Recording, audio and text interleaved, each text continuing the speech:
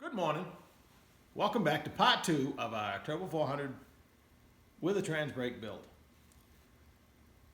If you've watched my other videos, I have installed quite a few of the aluminum internal solenoid Transbrake. The ones I bought were sold by Transmission Specialties. The one that Jeg sells looks just like it. I think a few other companies sell it. It comes with one page of instructions. Not necessarily complete. It only half covers, for instance, dual feeding, the direct clutch. You need to know more than this provides you to probably successfully install it. But once you do, I've had zero trouble with that valve body whatsoever. It works good. My intent this time was to run an ATD, or I believe it's Hipster, same company. I actually contacted the owner on a Sunday. He got right back to me. He's completely honest. Seems like a great guy. I still want to use his product. But he was honest. He says, I'm at least a month out. And the gentleman had just dropped off the Turbo 400, and of course he wants it back probably sooner than that.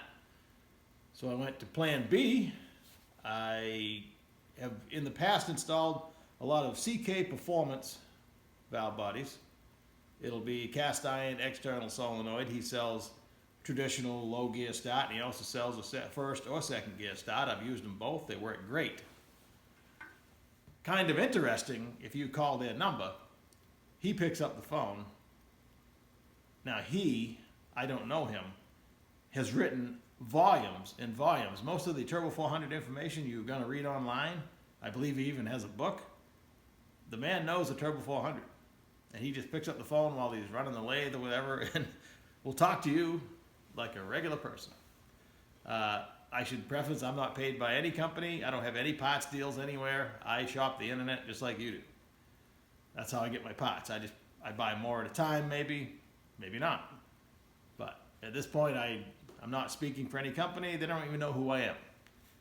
So if you buy one of their valve bodies, and they're also almost the lowest price point out there, you get 7 or 8 pages, a guide, if you will, of how to build a proper Turbo 400. Not only does he give you the valve body, he gives you the heavy-duty snap ring for the intermediate. He gives you his version of a case saver. It's a cute, small little piece. Interesting sidebar on that. Right around when COVID started last year, I bought a valve body from them, and it didn't come with that. It was in the picture. I bought it on eBay, actually. I called them up, and they said, well, we're having trouble getting that piece of metal to make it. I think they make it all right there, but he says, I'll get you one. So here it is a year later. I never did get it. I called, I wanted to buy a valve body, same deal. He picked up the phone. I asked him a couple of questions because I'm just fascinated to be able to talk to the guy. I want to ask him 1,000 questions, but he's busy. He hands me over to, I assume, what is his wife in the office. She takes my information. She says, wait a minute, we owe you a case saver. I'll send you 3 of them. That's pretty cool. So whatever record keeping they get, that's pretty stand up if you ask me. So this is an excellent guide. It walks you through everything you need to know and check in that transmission, passages in the valve body. I mean, it's just awesome. You can build, this is pretty much what you need to know to build a decent Turbo 400. So they're going to ship the valve body today. I should have it first of the week, 2 of them, and that's what I'm going to use for the next 2 builds. I will in the future I'm going to use the ATD, automatic transmission design valve body. It's aluminum, internal solenoid. This is all made in America, so it's his stuff. I'm looking forward to using it. Let's go over the parts I'm going to use. New bolts, governor cover, modulator bracket, pan, front pump. I'm going to put the 7/8 cup plug where the electronic kickdown pass-through in the case used to go. I don't do it in all transmissions, but in this case, the guy wanted it to be like the other transmission I built for him. This is the part number for the rear bearing on the output shaft.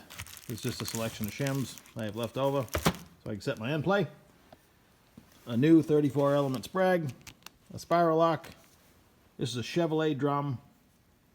I'm only going to run 3 clutch on the intermediate, so I'm not going to use the 4L80, which has a thicker intermediate area where the clutches ride.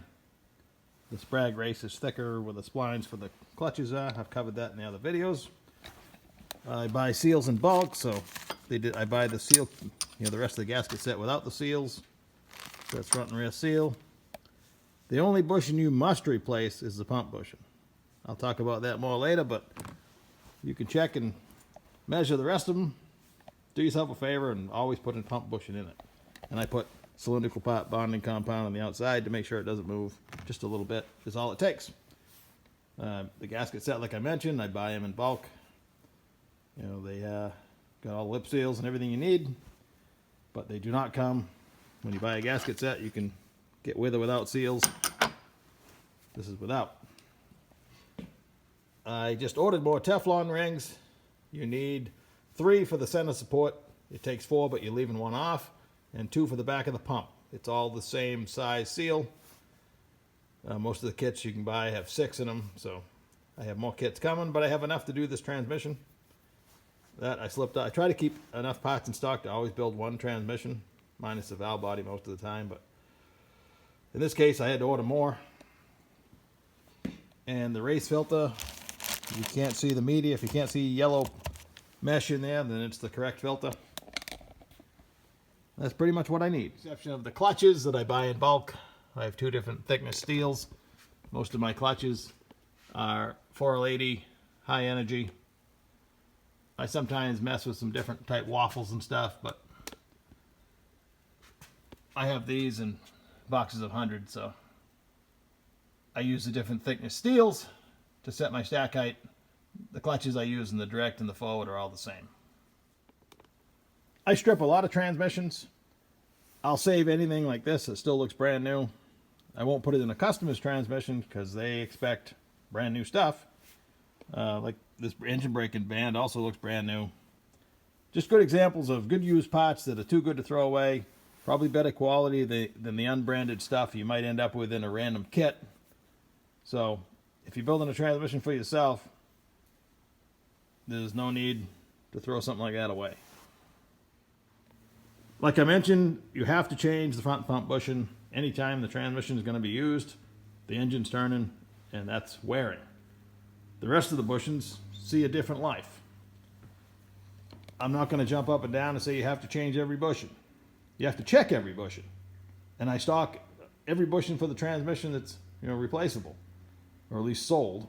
Sometimes you have to get a whole different part down in the lower unit. Sometimes it's easier if something is wore out just to it's more than the bushing that's gone, you might as well get a whole nother piece to replace it. So, but if I just knock out this bushing that's already the correct size, I've checked it. I have a yoke that I check it on, my standard. Just because I say I have to replace all the bushings, if I knock it out, put a new one in, and have to hone it back to this size, I haven't done anybody any favors, and I've wasted a half an hour or more at least. So I check every one. You can't overlook them, but you don't necessarily have to change every one just because.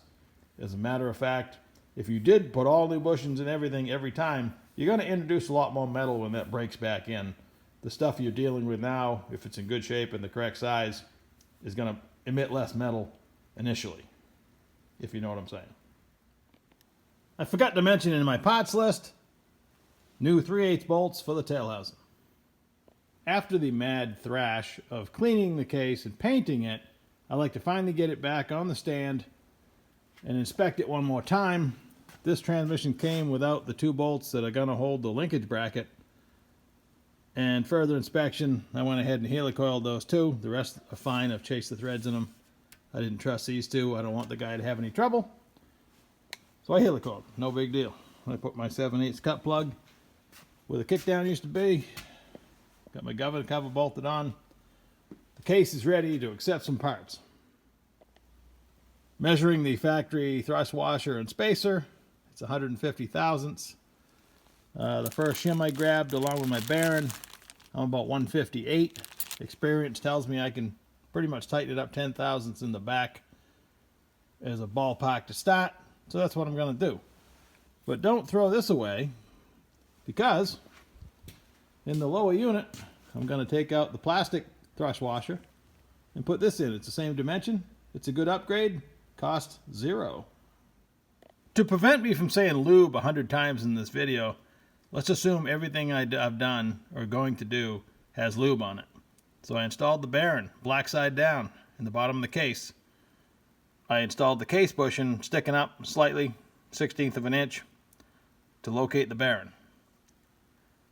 I set the shim on top. You can put it on the output shaft if you want, but I prefer it between the bearing and the output shaft when it's done. My factory rear band was perfect. It's back in place in the fretting ring, and I put the opening of the fretting ring into the void in the case. All the other gaps in the snap rings will be over here. I like them over here. Except for the fretting ring, I think it should hit all the way around. It's just a spacer. Using a 1/2 inch socket, I gently tapped in my linkage seal. I'm going to install my linkage and the rooster and everything but the spring. Everything but the guide plate. I do put the spring on. You want to make sure that's done before you put too many parts in, because if you drop the spring inside, you got to take it back apart to get it out. This is the correct orientation of the spring. The square flat part goes against the case underneath. The top part curls around facing forward. I got my rooster in and my shaft. My nail is still straight. There's no need to ever bend it unless you had to service the seal in the car. If you had to remove the shaft in the car, then you'd have to bend the nail to get it out beyond the pump. Other than that, don't bend the nail. Take it out, service the seal. They sell tools that will extract the seal from the outside, but trust me, that shaft is all rusty, and it may or may not fix your problem. So pull the shaft out, clean it up. Doesn't take very long. Don't bend the nail. Assembly highlights of the lower gear unit. That's the thrust washer we moved from the back side or the output shaft side. It's now on the output carrier. We replaced the plastic one. Check the pins for the gears in both the output carrier and the reaction carrier. Make sure they're not moving. If they're moving, they'll probably leave a witness mark on the thrust washer. This is a silencer ring. We don't need it. A lot of trannies never had it. I lowered the reaction carrier on the output carrier. Check your roller clutch real good. Make sure everything's in good shape. The sun gear. It's got a flat side and a chamfered side. Chamfered side down. This shaft, you got a double spline and a single spline. Double spline down. The last bearing, the other two are already captured down in here. This one goes with that small inside area facing up. Now we just got to do the center support. Normal service. The center support seals are different than everything else, so it should really stand out what they fit. Lip seals, I've gone over this before, but this is the worst case scenario, but it'll still work. A feeler gauge or a thin flat piece of metal. The bent wire works better. The lip wizard, they used to give them away, now they charge money for them. These are awesome. The only thing better than that is the actual Kent Moore J tools. But they'll all get you there. Your lip seals are the most important pieces you're going to put in your transmission. They're the most easiest to damage, and when they're damaged, you're going to smoke the tranny. So, take your time. I got to use the word again. Plenty of lube. I like Vaseline. Vaseline works the best and allows you to air check afterwards. The green assembly lube especially doesn't always air check that well if you're going to air check it. So, Vaseline is where it's at, and it's cheap. Lower gear unit ready to install. Some Transbrakes tell you not to use the steel sealing rings in the center support in the back of the pump. Others don't care. This one doesn't mention it. It just says remove the second one down, which is part of the 3-part steps to dual feed the direct clutch. These are scarf cut Teflon seals. They also make solid ones that you have to size after you stretch them on. These are scarf cut, an angled cut if you will. I just put plenty of Vaseline and puts a scarf, push it in right into the lube. It'll stay on there. And like piston rings, I don't line them up. I don't think it really matters, but out of habit, I don't line up the gaps. Even though there is no gap, just a scarf. Last thing I do, I put a mark on the piston so I can see it where the center support bolt is. So when I lower it down in, I don't have to guess which spline I gotta line up. Lower gear train is in. I put both the fretting snap ring and the beveled snap ring with the gap at 9 o'clock. That's what the book calls for. The intermediate clutch snap ring will be over here because we're supporting where the gap is. The beveled snap ring, which you're looking at, the bevel goes up, flat side goes down. Center support bolt is in and tight. Make sure your socket doesn't mess up the aluminum around the hole. It should fit in with room to spare. If not, get a different socket. Stock end play with the thrust washer was 7 to 19. I'm about 6. The way it sits, I'm going to leave it. It spins like a dream. Tail housing is on. After I put a new seal in it, pack the cavity like I always do with Vaseline. I drop a Loctite on each of the new bolts. The speedometer gear has an outer seal and an inner seal. The inner seal has a little wire snap ring that holds it in. When that goes flying, you'll be sad. Hold your thumb over it the whole time you're working on it. I just launched one here a few minutes ago. I'll find it someday. Fortunately, I have spare parts. Now's the time to put in your park and pawl guide. It only goes one way. Make sure park works. Intermediate clutch. I'm going to run 3 and 3. These are 88,000 Alto USA green, 96,000 steels. All stock Turbo 400 stuff. This setup is good for well over 1,000 horsepower. Let's check the stack up height.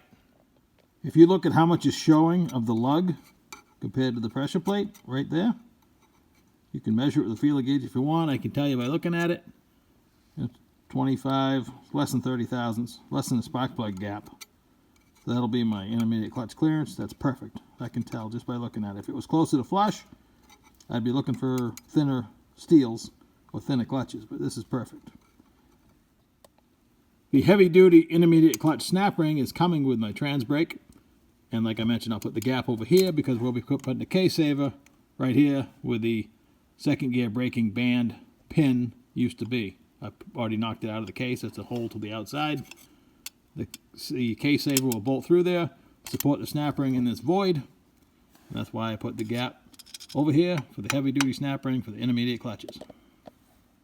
If you want to test with air the intermediate clutch, you go right up through the center support bolt. I transferred the sprag race over on the new drum with the new sprag 34 element. I'll hold the tin shield on with the spiral lock still in the package. It needs to freewheel to the right, lock to the left. This unit was still functioning, but you can see metal's falling out of it. It was just a matter of time. Checking the stack up of clutches in the direct clutch. The factory aluminum piston was already cut to 618 thousandths thick. It had 5 clutches, 5 steels, plus a wave plate. So clearly 5 clutches and steels is not going to fill up this drum. It's going to be a 6 clutch unit.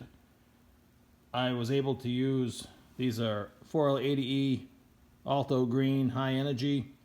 They're about 79 thousandths a piece. So 6 of those. I used 3 88 thousandths steels and 3 76 thousandths steels. And that's my stack up. That's my clearance right there. And it's perfect. So it gets a 6 clutch unit whether I wanted to or not. The intermediate seal gets left off the drum, so we only put seals in the piston. That's going to repeat for the forward clutch as well, and I'll probably repeat myself then too.